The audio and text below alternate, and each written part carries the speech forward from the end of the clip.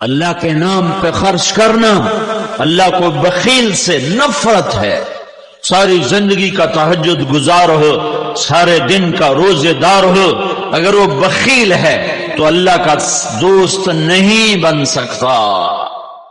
سخی شیطان کہتا ہے مجھے عبادت گزار سے ڈر نہیں لگتا، مجھے سخی سے ڈر لگتا ہے. سخی سے، چاہے فاسق ہی کیوں نہ ہو، مجھے سخی سے ڈر لگتا ہے.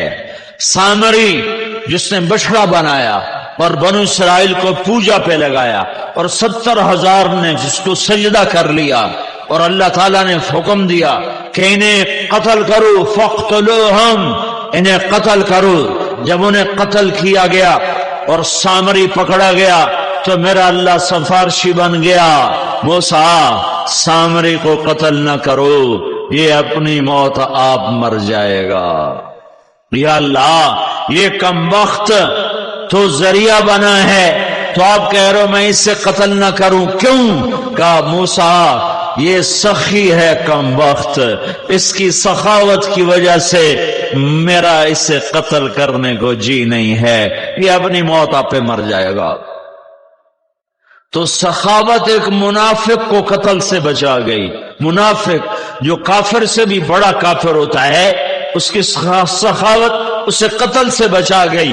اگر ایمان والا مرد عورت سخی ہوگا تو اللہ کی کیا محبت اس کی طرف متوجہ ہوگی، کیا رحمتیں متوجہ ہوں گی. زکوٰۃ دینے والا سخی نہیں ہوتا، بخیل بھی نہیں ہوتا، وہ اصحاب الاعراف ہوتا ہے کہ وہ زکوٰۃ دینے سے بخیلوں سے نکل جاتا ہے، سخیوں میں شامل نہیں ہوتا. عشر ادا کرنے سے ذمہ دار بخیلوں سے نکل جاتا ہے، سخیوں میں شامل نہیں ہوتا ہے. وہ سخیوں میں شامل ہوتا ہے جو 2.5 روپے کو 3 کر دے، 2.25 کر دے. وہ سخیوں میں شامل ہوتا ہے جو 20 من کا 1 من پر 1 سیر بڑھا دے، 1 چھٹانگ بڑھا دے، 1 پاؤ بڑھا دے، تو سخیوں میں نام آ گیا. یہ پیغام پہنچانا ہے، لوگوں کو اللہ کے گھر تک لانا ہے. ہر کوئی مرد عورت بے نمازی نہ ہو، کوئی مرد عورت جس پہ زکوٰۃ فرض ہے یا ذمہ دار جس پہ عشر فرض ہے وہ بخیل نہ ہو، وہ خرچ کرنے والا ہو. غربت کا زمانہ ہے، اللہ کے نام پہ خرچ کیا کرو. اور اللہ تعالیٰ نے 82 دفعہ قرآن میں خرچ کرنے کی ترغیب دی ہے. 10 دفعہ حکمن ہے آتوا الزکاۃ، آتوا الزکاۃ، آتوا الزکاۃ، یہ 9 دفعہ ہے. آتین الزکاۃ یہ 10ویں دفعہ ہے. عورتوں کو الگ کہا ہے زکوٰۃ دو، مردوں کو الگ کہا ہے زکوٰۃ دو. اور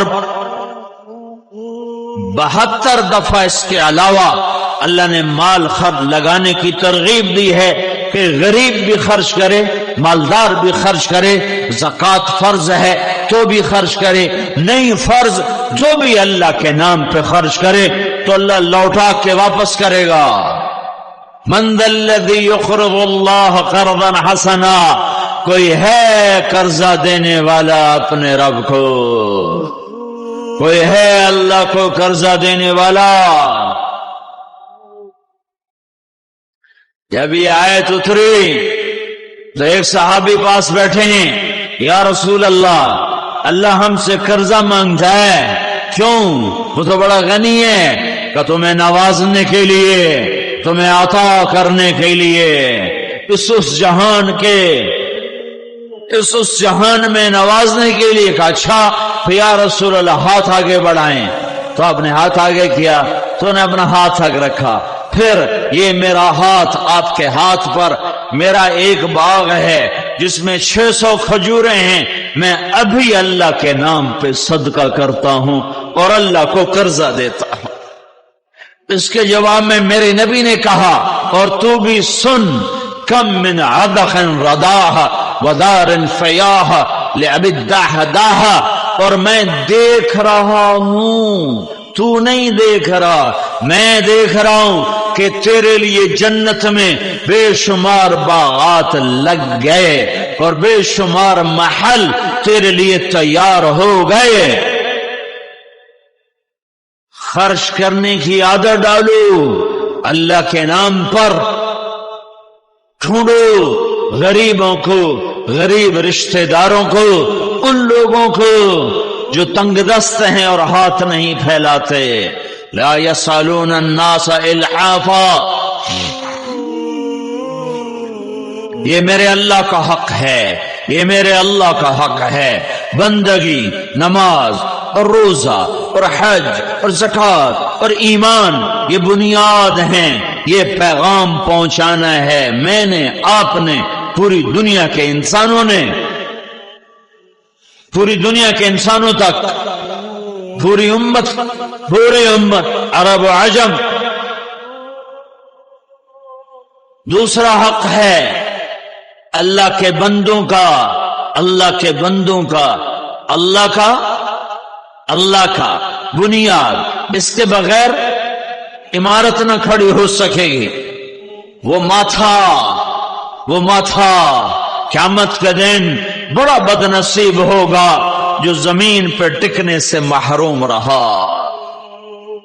وہ ہاتھ قیامت کے دن بڑے بد نصیب ہوں گے جو اللہ کے دربار میں بندھنے کی سعادت سے محروم رہے۔ وہ زبان بڑی بد نصیب ہوگی جو سبحان ربی الاعلی کا نغمہ گانے سے محروم ہو گئی۔ میرے نبی سے صحابہ نے پوچھا، یا رسول اللہ، ہم آپ کو حشر میں آپ ہمیں کیسے پہچانیں گے؟ اتنا زیادہ رش ہوگا، اتنا مجمع ہوگا، آپ کیسے پہچانیں گے؟ فرمایا، اگر ماتھا سفید اور پاؤں سفید گھوڑا کالے گھوڑوں میں شامل ہو جائے تو پہچانا جائے گا کہ نہیں؟ کہا جی پہچانا جائے گا۔ کہ قیامت کے دن جو تم وضو کرتے ہو، وضو اس کی وجہ سے قیامت کے دن تمہارا چہرہ روشن ہوگا، تمہارے ہاتھ روشن ہوں گے، تمہارے پاؤں روشن ہوں گے، تو میں تمہیں پہچان لوں گا کہ یہ میری امت ہے۔ جو پورے سال میں عید کا سجدہ بھی نہ دیتا ہو وہ کیسے پہچانا جائے گا؟ جو 8ویں دن سر پہ ٹوپی رکھ کے جمعہ پڑھنے جا رہا ہو یہ کیسے پہچانا جائے گا؟ کہ اللہ کی روٹی 8ویں دن کھاتے ہو، اللہ کی ہواؤں سے 8 دن کے بعد نفع اٹھاتے ہو، اللہ کے پانیوں کو 8ویں دن پیتے ہو، اللہ کا دیا ہوا رزق 8ویں دن استعمال کرتے ہو، کہ جمعے کو نمازی بڑھ گئے اور فجر کی نماز میں ایک صف ہو گئی۔ کیا فجر کی نماز اور رب نے فرض کی ہے اور جمعے کی نماز اور رب نے فرض کی ہے؟ جس رب نے جمعے کے لیے بلایا اسی نے فجر، ظہر، عصر، مغرب، عشاء پہ بلایا۔ وہ دیکھ رہا ہے کون سر جھکا رہا ہے اور کون باغی ہو رہا ہے۔ کوئی چھوٹا عمل نہیں ہے، اس امت کی پہچان ہے۔ جعلت قرۃ عینی فی الصلاۃ، میری آنکھوں کی ٹھنڈک نماز ہے۔ کربلا قائم ہے، اہل بیت کا خون آج پانی کی طرح بہ رہا ہے، سر دھر کٹ رہے ہیں۔ کائنات کے افضل ترین انسان آج وہ تیروں کی زد میں ہیں، نیزوں کی زد میں ہیں، بھیڑیوں کے نرغے میں ہیں، اور زوال کا وقت ہوتا ہے، سورج ڈھلتا ہے، اور حضرت حسین رضی اللہ تعالی عنہ اپنے لشکر کے دائیں ہاتھ کے سردار زہیر بن القین رضی اللہ عنہ کو بلاتے ہیں اور فرماتے ہیں، جاؤ ان کوفے والوں سے کہو تھوڑی دیر کے لیے جنگ بند کرو، ہمیں نماز پڑھنے دو۔ آئے ہائے، نہ پڑھتے تو کیا تھا، اور نہ پڑھتے تو کیا تھا؟ نماز تو اللہ کی رضا کے لیے ہے نا، جنت کے لیے ہے نا، تو اللہ تو پہلے ہی راضی ہو چکا ہے اور جنت تیار ہو چکی ہے۔ جنگ شروع ہونے سے پہلے ایسے میں حسین کو نیند آ گئی، اونگ آ گئی، آنکھ کھلی تو مسکرانے لگے، ہنسنے لگے۔ تو بہن زینب نے پوچھا، بھائی کیوں مسکرائے ہو؟ فرمایا خواب میں اللہ کے نبی آئے ہیں، فرما رہے ہیں بیٹا میں تمہیں لینے کے لیے آ چکا ہوں، میں آ چکا ہوں لینے۔ تو اب اگر نماز نہ پڑھتے تو کیا حرج تھا؟ لیکن پھر برے والے کی امت کو پیغام کیسے پہنچتا کہ سردار نماز نہیں چھوڑی جاتی، تیروں کی چھاؤں میں پڑی جاتی ہے، تلواروں کی چھاؤں میں پڑی جاتی ہے، سر کٹا کے بھی پڑی جاتی ہے۔ تو انہوں نے جا کر کہا شمر سے کہ تھوڑی دیر کے لیے جنگ بند کرو، ہم نے نماز پڑھنی ہے۔ اس کم بخت نے کہا ہم تمہیں نماز میں بھی قتل کریں اور تمہاری نماز ہوتی نہیں، مگر لعنت ہے تم پر، تیری نسلوں پر، جس گھر کی طفیل نماز ملی انہی کی نماز نہیں ہوتی۔ واپس آ کے بتایا کہ وہ نماز پڑھنے کی اجازت نہیں دے رہے، وہ کہ ہم قتل کریں گے۔ کہ پھر نماز تو نہیں چھوڑ سکتے، آدھے ان سے لڑو اور آدھے اللہ اکبر کہو، اور برے والے کے لوگوں کو پیغام دے دو کہ یوں بھی نمازیں پڑھی جاتی ہیں۔ اللہ آپ پہ بشکشی، اللہ بڑا غفور الرحیم ہے، مولوی صاحب ڈرایا نہ کرو، اللہ بڑا غفور الرحیم ہے۔ یہ فلسفہ حسین کو سمجھاتے تو اس کی اولاد تو ذبح نہ ہوتی، وہ تو جگر گوشہ رسول تھے، صرف آل رسول نہیں تھے، وہ تو جگر گوشہ رسول تھے، جس کو نبی نے سینے پہ لٹایا، کمر پہ بٹھایا، ہاتھوں پہ اٹھایا۔ تم کہتے ہو اللہ بڑا غفور الرحیم ہے، آپ پہ بشکش، اللہ کا نبی ہماری سفارش کرے گا، ہم بخشے جائیں گے، لہذا جھوٹ، سود، زنا، شراب ہر شے حلال ہو گئی کہ اللہ کا نبی ہماری سفارش کرے گا، حسین کی سفارش نہیں کرے گا۔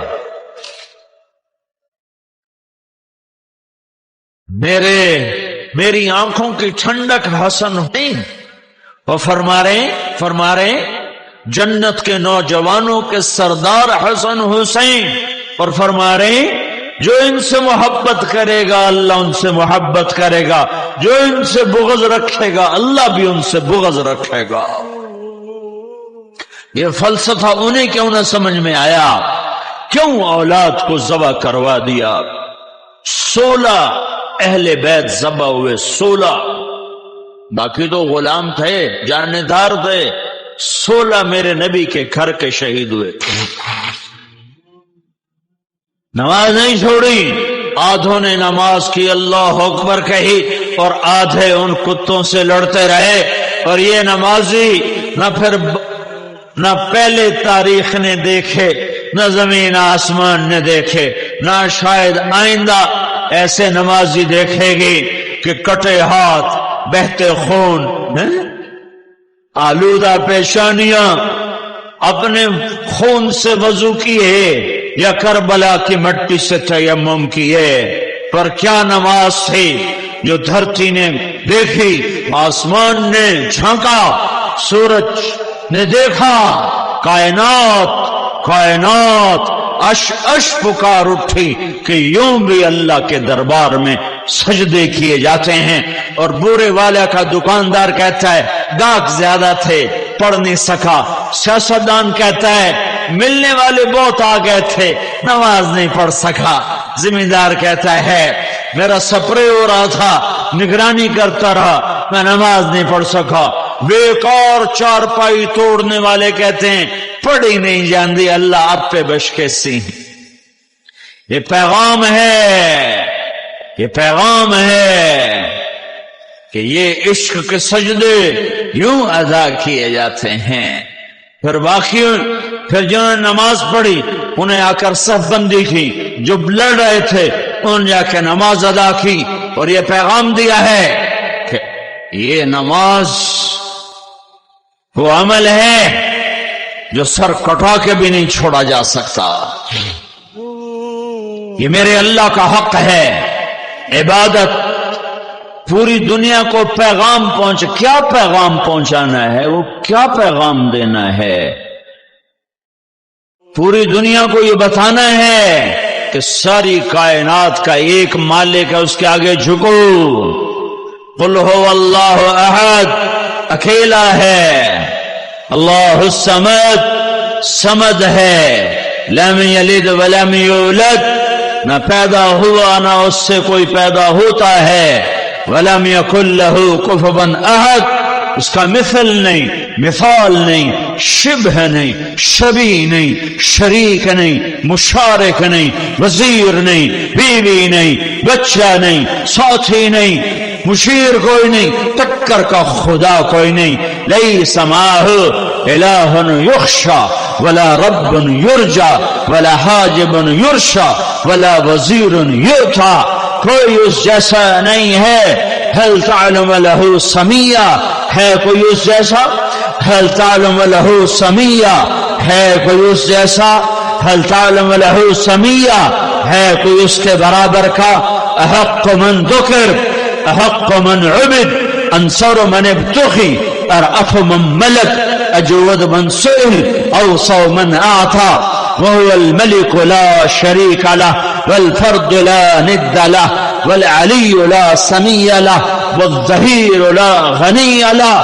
الأول الآخر، الرحمن الرحيم، الملك القدوس، السلام المؤمن، المهيمن العزيز الجبار المتكبر، الخالق الباري، المصور الغفار، القهار الوهاب، الرزاق الفتاح، العليم القابض، الباسط الخافض، الرافع المعز المذل، السميع البصير، الحكم العدل، اللطيف الخبير، الحليم العظيم، الغفور الشكور، العلي الكبير، الحسيب الجليل، الكريم الرقيب، المجيب الباعث، الشهيد الحق، الوكيل القوي، المتين الولي، الحميد المحصي، المبدي المعيد، المحيي المميت، الواجد الماجد، الواحد الأحد، الصمد القادر المقتدر، المقدم المؤخر، الأول الآخر،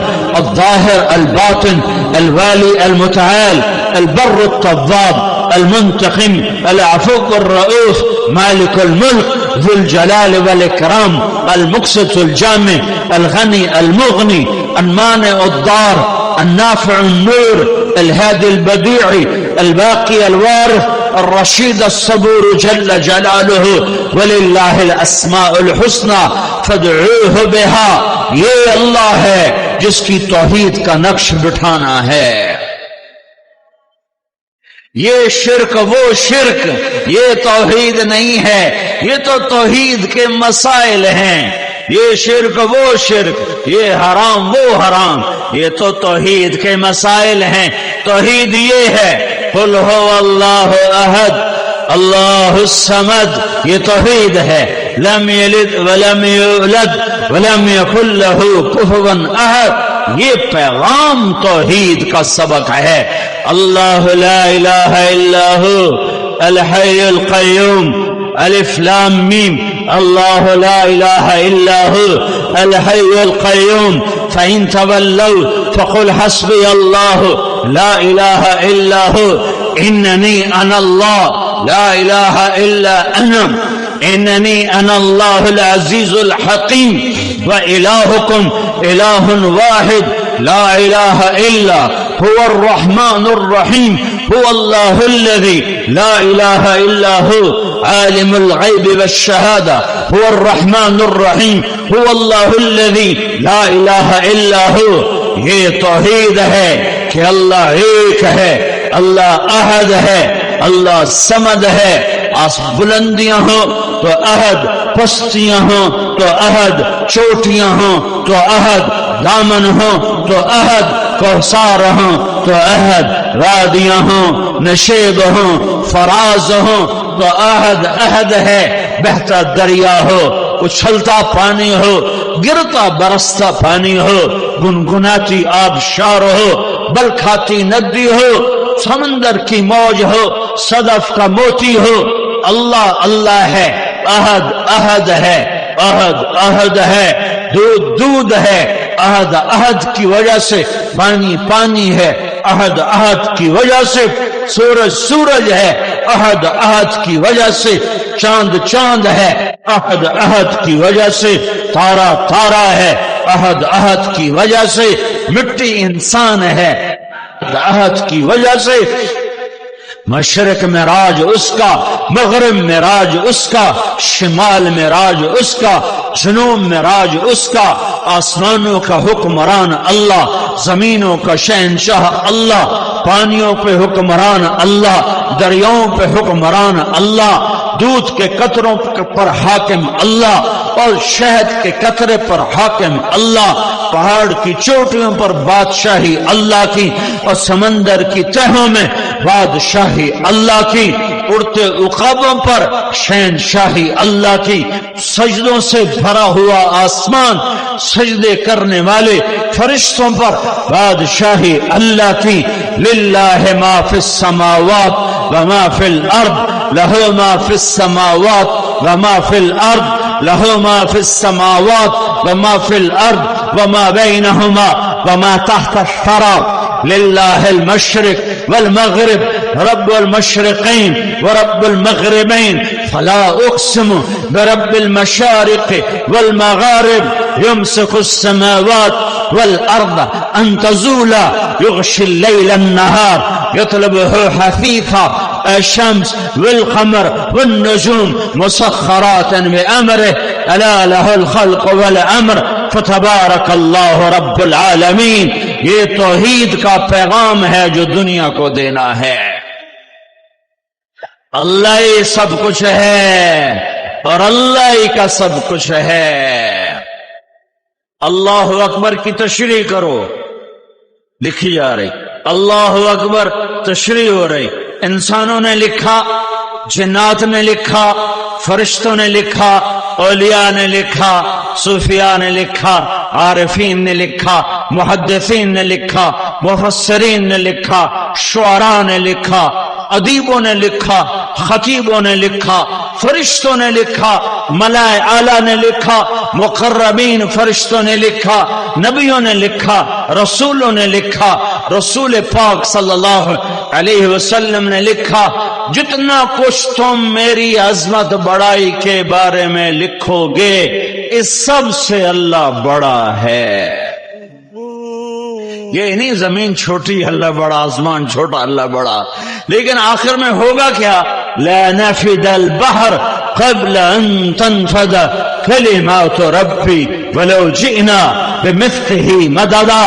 ہوگا کیا میرے بندو؟ سمندر ساتوں خشک ہو جائیں گے اور قلم تمہارے گھس گھس کے ٹوٹ جائیں گے، اور تمہارے رب کی تعریف کا ادنا ذرہ بھی ادا نہ ہو سکے گا، چاہے پھر اتنے سمندر اور لاؤ، انہیں ختم کرو اور لاؤ، انہیں ختم کرو اور لاؤ، انہیں ختم کرو اور لاؤ، اور پھر لاتے جاؤ اور مکاتے جاؤ، تم تھکو گے، میں اپنے رب کی تعریف کا ایک ذرہ بھی نہ پا سکو گے۔ یہ ہے اللہ اکبر۔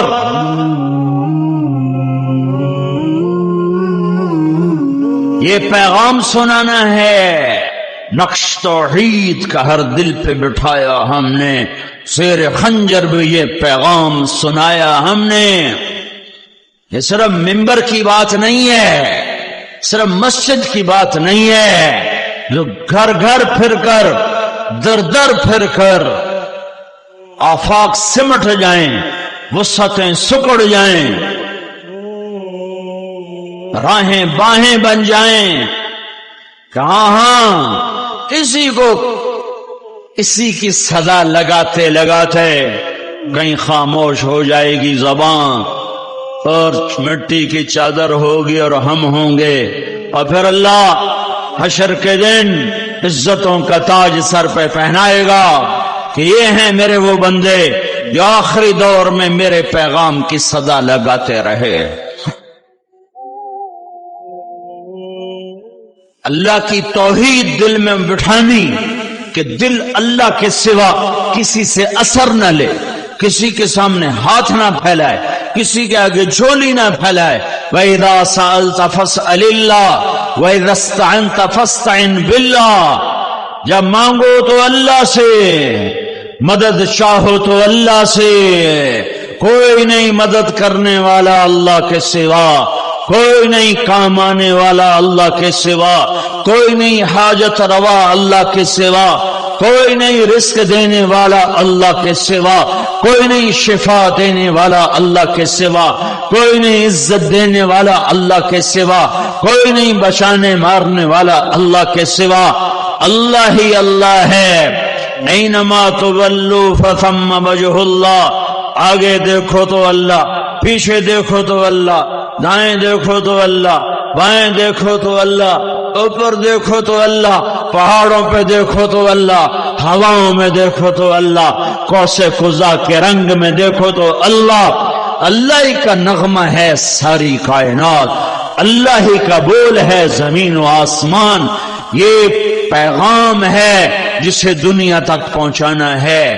इस अजमत के साथ अल्लाह अकबर, ये नमाज और होगी, ये नमाज और होगी, ये सजदा और होगा, ये रुकू और होगा, ये तिलावत और होगी। बदकिस्मती है कि जिंदगी में एक नमाज भी ऐसी नहीं है कि जिसमें, नमाज तो मैंने ज्यादा कह दिया है, एक रकत भी ऐसी नहीं है जिसमें मैं और मेरा रब हो, कोई ना कोई शामिल रहता ही है।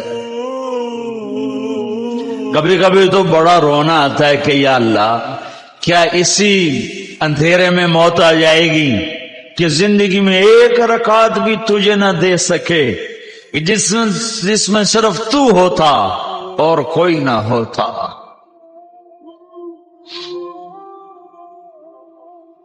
अल्लाह अकबर। अल्लाह के नबी कहते हैं मेरी आंखों की ठंडक है नमाज। ये इबादत, ये सारा मजमून इबादत चल रहा है।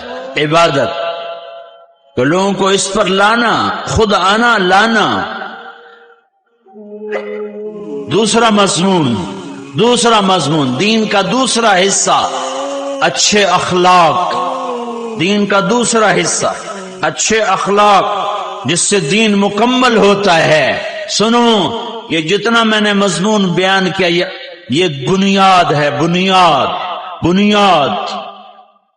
छत नमाज नहीं है, रोजा नहीं है, ज़कात नहीं है, हज नहीं है, तबलीग नहीं है, जिहाद नहीं है, इल्म नहीं है, दर्स व तदरीस नहीं है, जिक्र व शुगल नहीं है। छत, इस्लाम की छत, इस्लाम की छत, इस्लाम की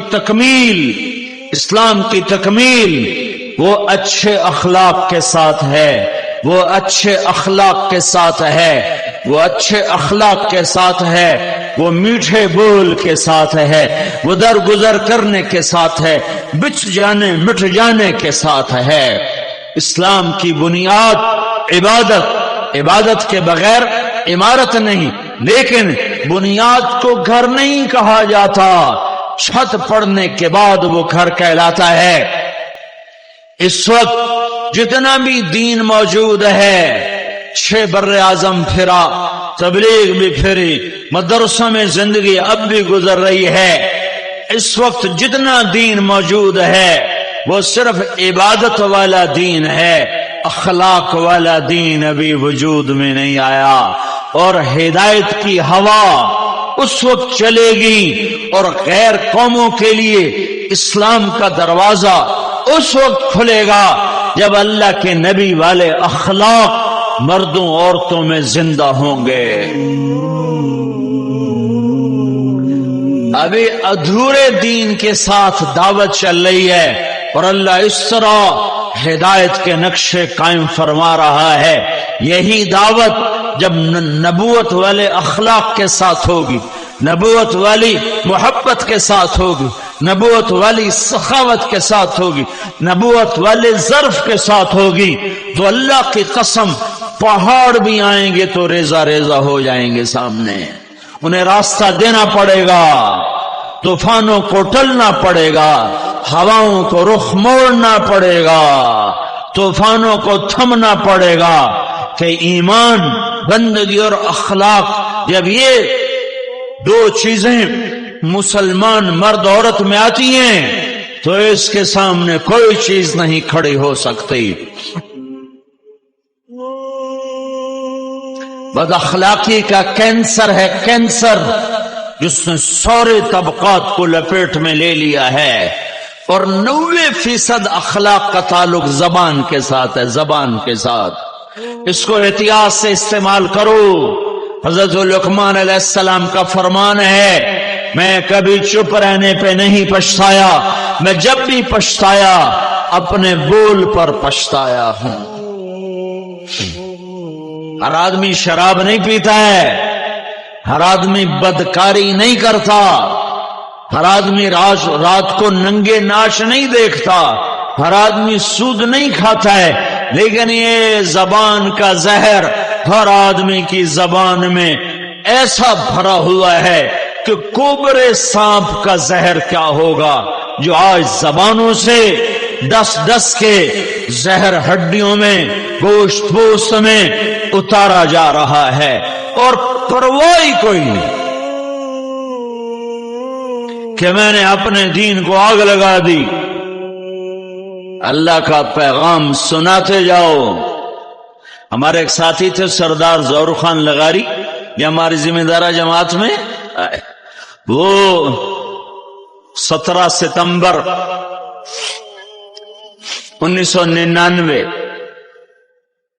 हम रायमंड से फारिग हुए, अपने अपने घरों को, वो गए घर, तो उन्होंने लाहौर में थे, वैसे तो देरा गाजी खान के थे, लाहौर में रिहाइश थी, फैसल टाउन, तो वो उन्होंने मस्जिद में उनका बयान तय कर दिया, गश्त था, तो वो गश्त का बयान कर रहे, उनका एक ही बेटा था, सामने बैठा था, तो कुछ 15-20 मिनट बयान चल चुका था, तो उन्होंने वो ये कह रहे थे, अल्लाह ताला ने फरमाया, ये कहते कहते जान निकल गई और मर के गिरे, मर के सामने बेटे की गोद में गिरे। अल्लाह ताला ने फरमाया और धड़म, दावत देते देते मर जाओ। तो बाद में हमारे एक साथी को मिले, तो उन्होंने पूछा, सरदार साहब आपके साथ क्या गुजरी? तो उन्होंने फरमाया कि मेरे अल्लाह ने, जब मेरी रूह अल्लाह के दरबार में पेश हुई, तो अल्लाह ताला ने फरिश्तों को जमा किया और मुझसे फरमाया अपना बयान पूरा कर ले, अपना बयान पूरा कर ले। दुनिया का भी सरदार और आखिरत का भी सरदार, सरदार ज़हूर खान लगारी है, अल्लाह ने दुनिया का भी सरदार बनाया था, कबीले के सरदारों में से थे, और आखिरत का भी सरदार बनाया कि ज़हूर चल अपना बयान पूरा कर, ये मेरे फरिश्ते तेरे आगे हैं।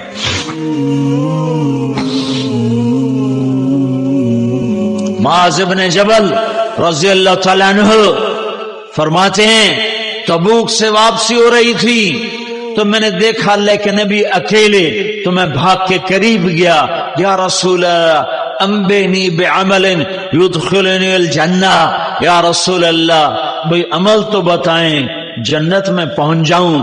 का सअलत अन अज़ीम व इन्नहु लयसीरुन अला मन यस्सरहु अल्लाह। मुआज़ बहुत बड़ी बात पूछी है, अल्लाह आसान करे तो हो जाता है। ताबुदुल्लाह वला तुशरिक बिही शैया, शिरक न करना, अल्लाह की बंदगी करना। तुक़ीमुस सलात अल मकतूबा, फर्ज नमाज अदा करना। तुअद्दिज़ ज़कात अल मफ़रूदा, फर्ज ज़कात अदा करना। व तस्लूम रमज़ान, और रमज़ान के रोजे रखना। फिर आपने खुद आगे फरमाया, इनशीता अंबातुका बे अबवाबिल जन्ना, अब अगर तू कहे तो तुम्हें जन्नत के दरवाजों तक पहुंचा दूं, जन्नत के दरवाजे बता दूं? का अजल या रसूल अल्लाह, जरूर बताएं या रसूल अल्लाह। तो मेरे नबी सल्लल्लाहु तआला अलैहि वसल्लम ने इरशाद फरमाया, अस्सौम जुन्नह, नफल रोजे रखना یہ جہنم سے ڈھال ہیں۔ والصدقۃ تکفر الخطیہ، زکوٰۃ کے علاوہ بھی دیتے رہنا، جو میں پہلے مضمون بیان کر چکا ہوں، یہ خطاؤں کو مٹا دیتا ہے۔ وقیام الرجل فی جوف اللیل ابتغاء وجہ اللہ، فرض نمازیں تو ہیں ہی ہیں، رات کو بھی اٹھ جایا کرنا، کچھ پڑھ لیا کرنا، کچھ اللہ کو یاد کر لیا کرنا۔ وہ رات کا وقت بڑا بہترین ہوتا ہے مالک اور مولا سے بات کرنے کا۔ پھر آپ نے فرمایا ان شئت انباتک براس الامر وعمودہ وذروۃ سنامہ، اگر تو چاہے تو اب میں تمہیں بنیاد بتاؤں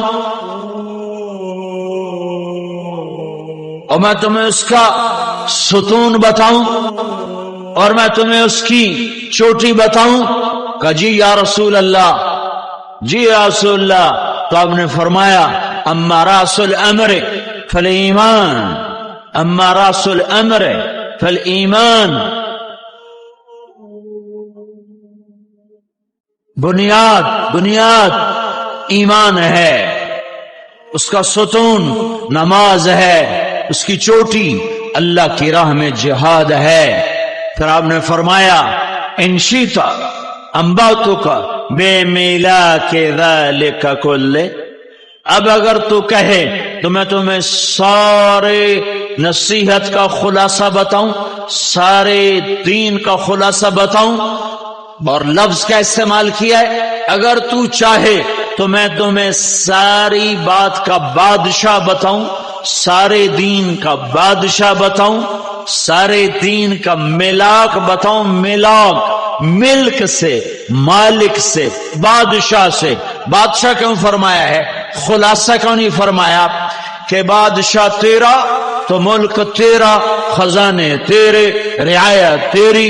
اے معاذ، یہ عمل جو میں بتانے لگا ہوں اگر یہ تیرا ہو گیا اور تو نے یہ کر لیا تو سارے دین کا تو بادشاہ ہے، سارا دین تیرا، سارے اوامر تیرے تابع ہو جائیں، ہر شے، پورا دین تیرے لیے آسان ہو جائے گا۔ تو اتنے میں دو آدمی تیزی سے اللہ کے نبی کی طرف بڑھے تو آپ نے فرمایا مجھے ڈر لگا کہ کہیں اللہ کے نبی کو یہ دونوں آدمی مشغول نہ کر دیں اور میری بات بیچ میں رہ جائے، تو میں نے جلدی سے فرمایا وما ہوا یا رسول اللہ، یا رسول اللہ، وہ سارے دین کا بادشاہ، سارے دین کا خلاصہ وہ کیا ہے، وہ کیا ہے؟ تو مجھے دیکھنا۔ آپ نے زبان نکالیا، دیکھ رہے ہو بھائی، آپ نے زبان نکالی، کماس یہ سارے دین کا بادشاہ ہے، یہ سارے دین کا بادشاہ ہے، اسے قابو میں کر، سارا دین تیری رعایا بن جائے گا، اور اگر یہ آزاد ہو گئی تو سارا دین تیرے ہاتھ سے نکل جائے گا۔ تو حضرت معاذ نے کہا یا رسول اللہ انآخذ بما نقول، کیا زبان کے بول پر پکڑے جائیں گے؟ تو میرے نبی نے کہا ثقلتک امک یا ابن جبل، جبل کے بیٹے میں تو تمہیں بڑا سمجھدار سمجھتا تھا۔ وَهَلْ يَكُبُّ النَّاسِ فِي نَارِ جَهَنَّمَ عَلَى مَنَاخِرِ وُجُوهِهِمْ إِلَّا حَصَائِدُ أَلْسِنَتِهِمْ، معاذ تو قیامت کا دن دیکھے گا سب سے زیادہ جہنم میں دھکا دینے والا عمل بد زبانی ہوگا، بد زبانی ہوگا، بد زبانی، غیبت اور گالی اور تنقید اور طنز اور تبصرے۔ 99 خیر دیکھی، ایک برائی دیکھی، 99 کو آگ لگا دیتے ہیں اور ایک کو اچھالنا شروع کر دیتے ہیں۔ اور اسلام کا مزاج ہے 99 عیب دیکھو اور ایک خوبی دیکھو تو 99 پہ پردہ ڈال دو اور ایک خوبی کے گن گاتے پھرو۔ آج کے دینداروں نے کتنے لوگوں کو بے دین بنا دیا، نیکی کے تکبر کی وجہ سے اور اپنی بد اخلاقی کی وجہ سے۔ ہماری جماعت گئی ٹوبہ ٹیک سنگھ، 95 کی بات، 95 میں ٹوبہ ٹیک سنگھ سوشلزم کا بہت بڑا مرکز رہا ہے کسی دور میں۔ تو جو وہاں کا کمیونسٹ کا لیڈر تھا اس سے ملنے گئے تو وہ کہنے لگا ہم کوئی کافر نہیں تھے نہ ہیں، ہاں ہمیں لینن کی باتیں اور کارل مارکس کی باتوں نے متاثر کیا تھا تو ہم اس کی گفتگو کرتے تھے، تو ہمیں تانے ملنے شروع ہوئے کہ ایک دن میں ظہر کی نماز کے لیے مسجد میں داخل ہوا، میں نے وضو کر کے کونیاں دھو کر مسے کا پانی ہاتھ میں لیا ہے کہ پیچھے سے امام مسجد کی نظر پڑی اور کہتا ہے اے مرتدوی مسیح جواڑا آئے، تو میں نے وہیں پانی پھینک دیا، مسا نہیں کیا، اور کھڑا ہو کر میں نے کہا آج کے بعد تو مجھے مسجد میں نہیں دیکھے گا۔ ایک پیسے کا تکبر ہوتا ہے، ایک نیکی کا تکبر ہوتا ہے، ایک مال کا تکبر ہے، ایک علم کا تکبر ہے، ایک دھن دولت کا تکبر ہے، ایک اپنے عمل کا تکبر ہے۔ اور سنو، مال کا تکبر چھوٹی چیز ہے اور نیکی کا تکبر اس سے زیادہ خوفناک چیز۔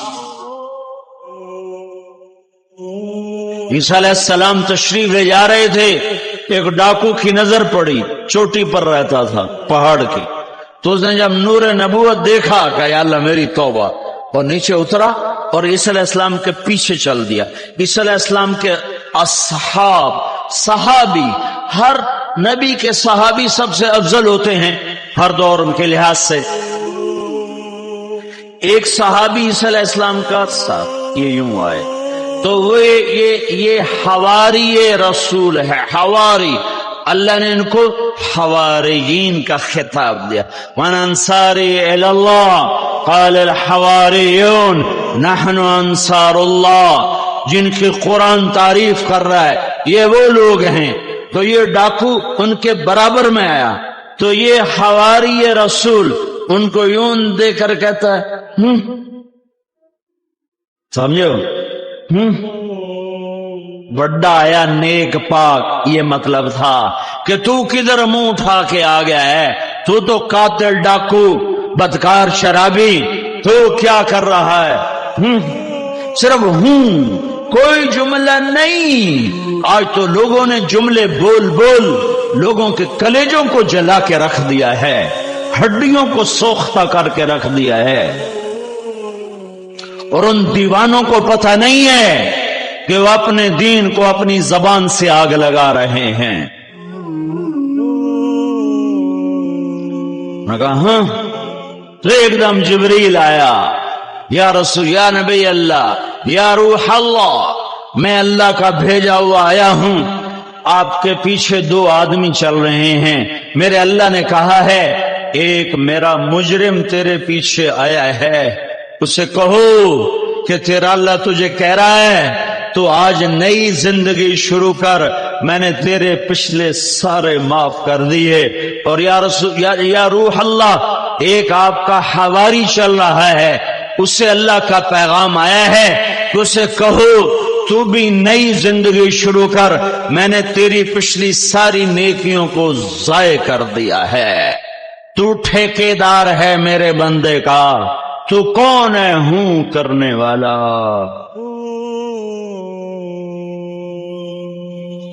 تو میرے بھائیو، امت یہ پیغام پہنچانا بھول گئی ہے۔ مدت ہوئی سیاد نے چھوڑا بھی تو کیا، تاب پرواز نہیں، راہ چمن یاد نہیں، یاد ہی نہیں ہے کہ دنیا میں پھرنا، پیغام ربانی کو لے کے در در صدا لگانا، گھر گھر نوائے وقت بن جانا۔ ہم ہیں نوائے وقت، اخبار نہیں ہے نوائے وقت، ہم ہیں صدائے زمانہ، ہم ہیں نوائے زمانہ، یہ امت ہے نوائے وقت کہ اللہ کے پیغام کو لے کر دنیا میں پھرتے ہیں، کوئی گھر نہیں، کوئی در نہیں، جہاں زندگی کی شام ہوتی ہے وہیں مٹی کی چادر اوڑھ کے سو جاتے ہیں، اور کل حشر میں اللہ ان کو نبیوں کی شان کے ساتھ کھڑا فرمائے گا۔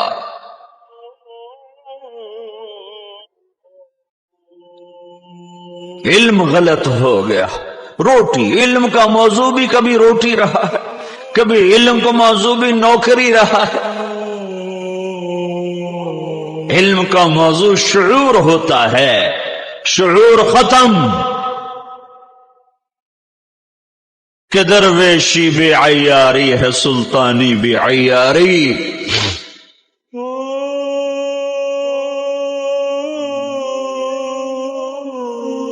یہ تبلیغ بھولا ہوا سبق ہے، کوئی نیا سبق نہیں، پرانا ہے، لوٹ پیچھے کی طرف۔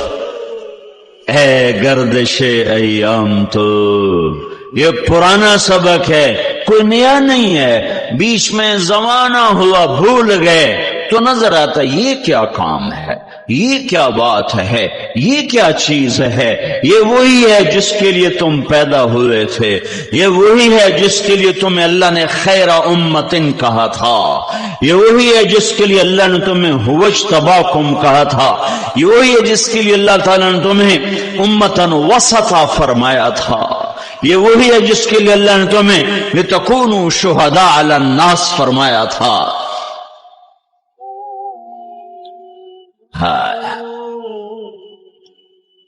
یہ امت واسطہ ہے، واسطہ۔ وَكَذَلِكَ جَعَلْنَاكُمْ أُمَّةً وَسَطًا، ساری تفسیروں میں اس کا ترجمہ ہے اعتدال والی امت، اعتدال، ہم نے تمہیں اعتدال والی امت بنایا ہے، لیکن وسطا کا لفظ اپنے اندر ایک اور مطلب بھی رکھتا ہے، واسطہ، وسطہ بمعنی واسطہ، واسط، دو چیزوں کو جوڑنے کے لیے جو درمیان کی چیز ہوتی ہے اس کو کہتے ہیں واسطہ۔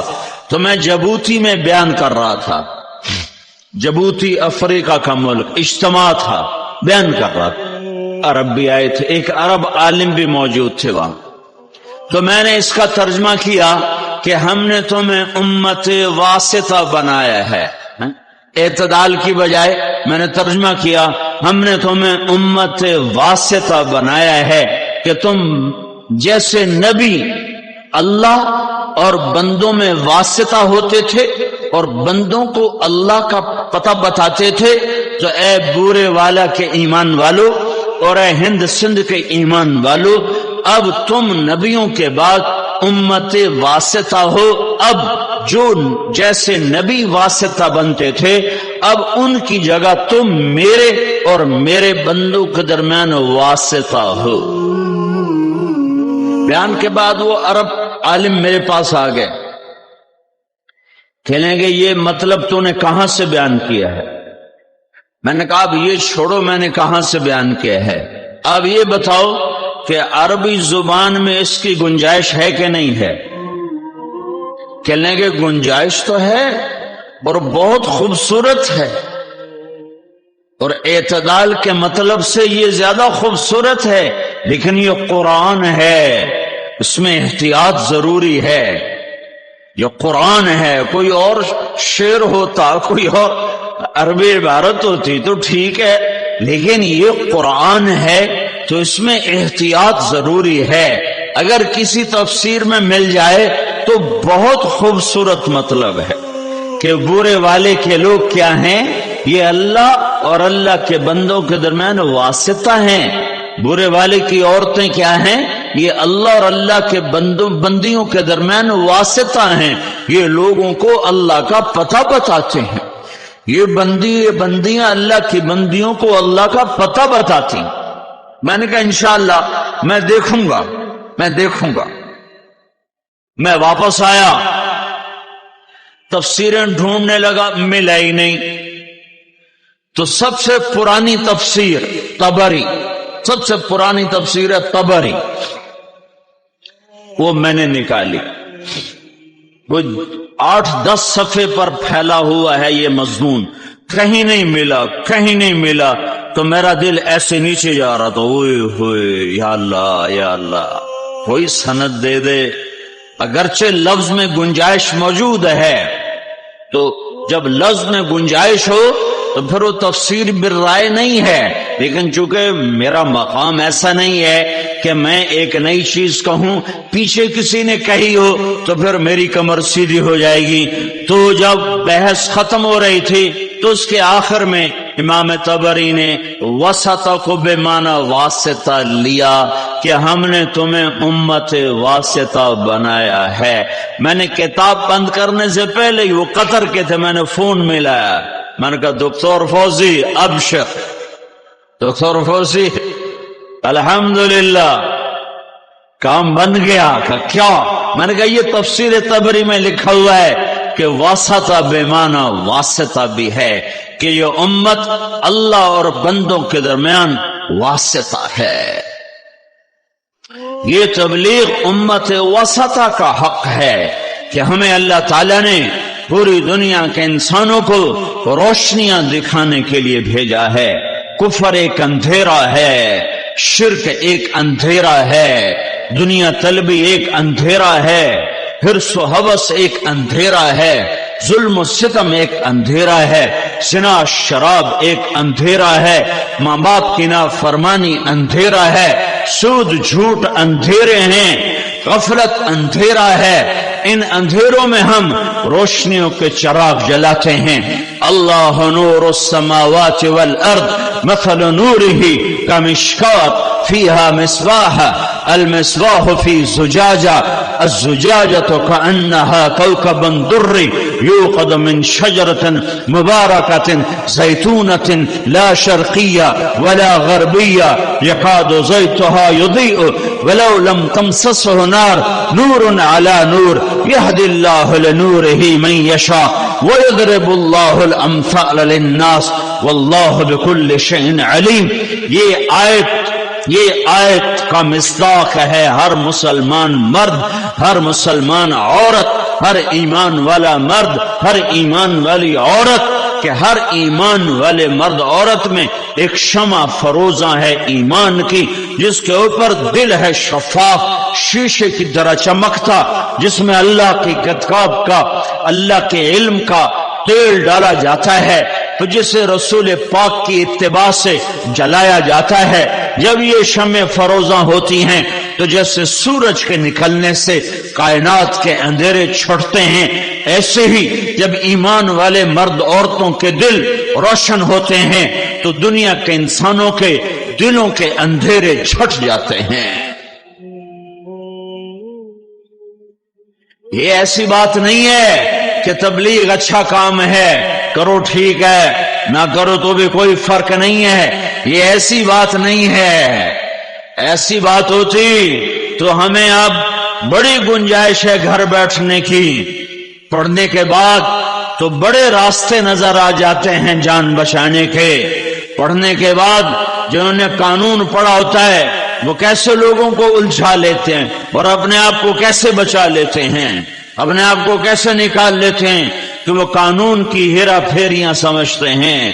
میرے بھائیو، یہ نہیں ہے ہاں بھائی چنگا کام ہے کر لو تو کوئی گال نہیں، تو نہ کرو تو تاہمی کوئی گال نہیں، یہ ایسا کام نہیں ہے۔ اس پر میرے نبی کا سب کچھ لگ گیا، صحابہ کا سب کچھ لگ گیا، گھروں میں فقے آ گئے، شہر بدر ہوئے، در بدر ہوئے، گھر سے بے گھر ہوئے، وطن سے بے وطن ہوئے، کائنات کو انہوں نے میرے بھائیو آخری کناروں تک وہ پہنچے۔ تو اس لیے کیوں پہنچے؟ بلوچستان جہاں آج بھی نہ روٹی ہے نہ پانی ہے، 11 ہجری میں پنجگور تک اسلام پہنچا، 18 ہجری میں کلات تک اسلام پہنچا، اور حضرت علی کے دور میں کلات سے لے کر سبی تک۔ آج بھی میں ابھی وہاں سے میرا چلہ چل رہا ہے، بلوچستان کا سفر کیا ہے، آج بھی انسان نظر نہیں آتے۔ تو آج سے 14 صدی پہلے وہاں کیا تھا جس کو فتح کرنے کے لیے خلفائے راشدین کے دور میں یہاں صحابہ پہنچے ہوں، کچھ لوگ رہتے تھے جھونپڑوں میں، یہ جہنم میں جانے سے بچ جائیں اس لیے ان تک لشکر اسلام پہنچے ہیں۔ عبد الرحمن بن سمرہ بلوچستان میں سو گئے، خزدار اور قلات کے بیچ ایک علاقہ تھا زیری، اس میں ان کی خبر بنی، وہیں ان کا انتقال ہوا۔ عثمان رضی اللہ تعالیٰ عنہ کے دور میں اس علاقے کے گورنر تھے یہ۔ بھائیو یہ تو اس امت کا مقصد تھا، مقصد اسی کوئی بات نہیں، مستحب ہے، تبلیغ مستحب ہے۔ جب علماء سے سنتا ہوں تو میرا کلیجہ چر جاتا ہے، کیسے سمجھاؤں، کہاں سے الفاظ لاؤں جو دستک دے سکیں دل کے دریچوں پر۔ جو پھرے گا وہ سمجھے گا، جو پھرے گا وہ سمجھے گا۔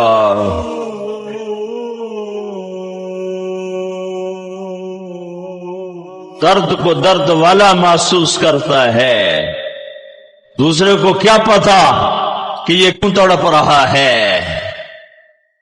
وہ نبی کا جو درد نبوت تھا، جو درد نبوت کہ کوئی جہنم میں جانے نہ پائے، کوئی گمراہ ہی کی موت نہ مرے، اس درد نے بے قرار کیا میرے نبی کو، صحابہ کو۔ تو تب تو وہ ماہی بے آب کی طرح تڑپے، پارے کی طرح بے قرار ہوئے اور ہوا کی طرح پھیلے، اور جب تک زندگی نے وفا کی اور جہاں تک وہ جا سکتے تھے دنیا کا آباد حصہ لا الہ الا اللہ کی آواز سن چکا تھا۔ ہمارے ذمہ دستک دینا ہے، دل میں اتارنا ہمارے ذمہ نہیں۔ میں کہا کرتا ہوں تشکیل ہمارے ذمہ نہیں، پہنچانا ہمارے ذمہ۔ یہ کتنے تبلیغ والے بے وقوفی میں کہتے ہیں بیان اصل نہیں تشکیل اصل ہے۔ بھائی بیان اصل نہیں تشکیل اصل ہے، نہیں، دعوت دینا اصل ہے، تشکیل تو میرا اللہ کرتا ہے۔ میں کسی کو اٹھا سکتا ہوں، ہاں بھائی بیان اصل نہیں، میں 3 گھنٹے بیان کر کے بیٹھا ہوں، تھک کے کمر میں درد ہے، اور تشکیل والا کہتا ہے بھائی بیان اصل نہیں تشکیل اصل ہے۔ مجھے خامخواہ بٹھایا تھا 3 گھنٹے یہاں، دعوت اصل ہے، ہمارے ذمہ دعوت دینا ہے۔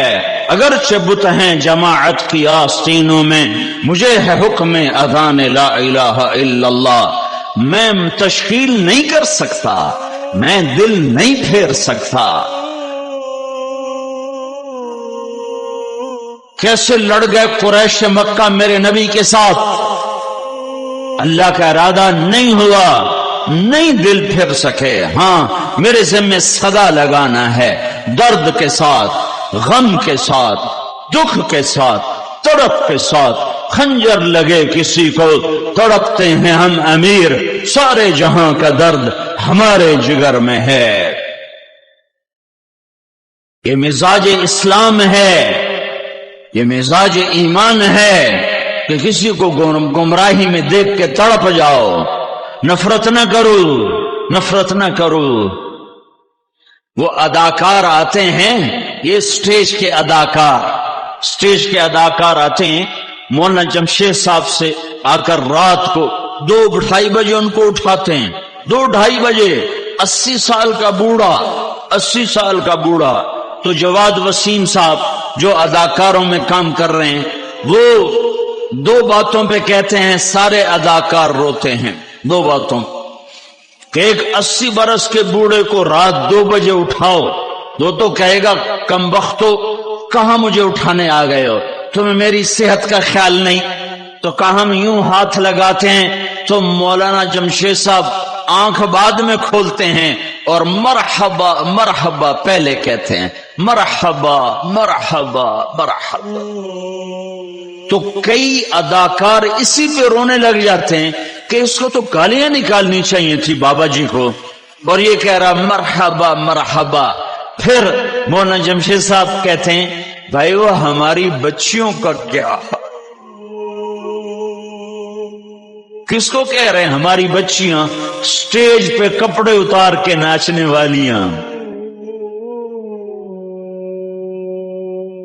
تھیٹر میں ننگے ناچ کرنے والیاں، تو جماعت سے کہتے ہیں بھائی وہ ہماری بچیوں کا کیا حال ہے؟ کہ اس بات کو سن کر کوئی تبلیغ کے بغیر، کوئی دلیل و برہان کے بغیر آنسو لوگوں کے یوں نکلتے ہیں کہ جن پر تھوکنا بھی دینداروں کو گوارا نہیں، ان کو اتنا بڑا عالم کہہ رہا ہے ہماری بچیوں کا کیا حال ہے۔ یہ درد نبوت ہے، یہ دھکے کھائے بغیر نہیں ملتا، یہ گھر چھوڑے بغیر نہیں ملتا۔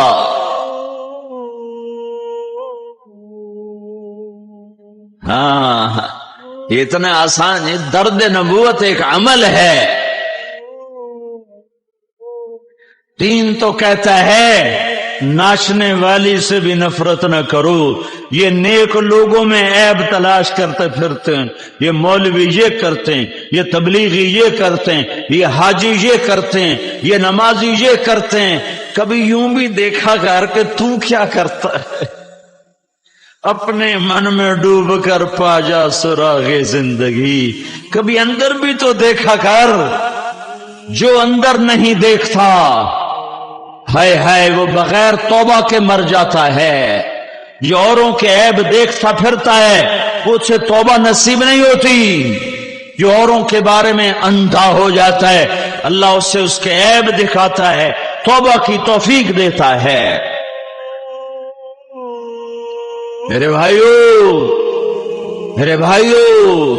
میرے نبی نے کہا معاذ یہ زبان یہ سارے دین کا خلاصہ ہے، اسے قابو میں رکھ، ہر حال میں اس پر لگام چڑھا کے رکھ تو تیرا دین سلامت، تیری دنیا سلامت، تیری جنت کے راستے آسان۔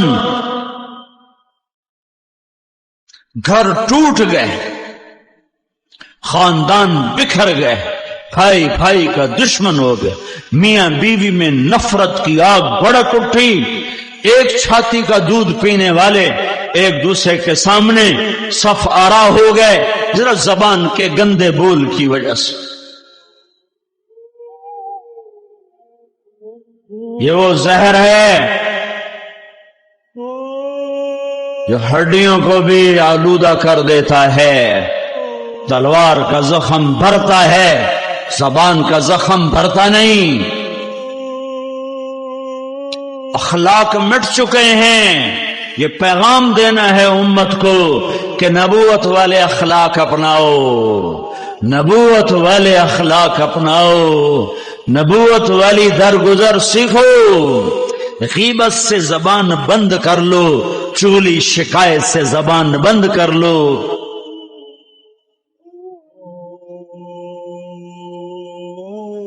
میرے نبی نے فرمایا غیبت زنا سے بڑا گناہ ہے، زنا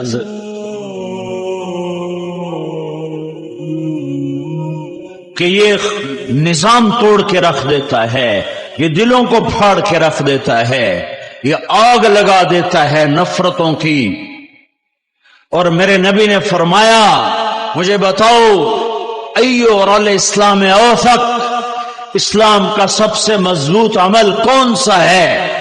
تو صحابہ نے کہا الجہاد۔ یا رسول اللہ اسلام کا مضبوط عمل جہاد؟ کہا نہیں۔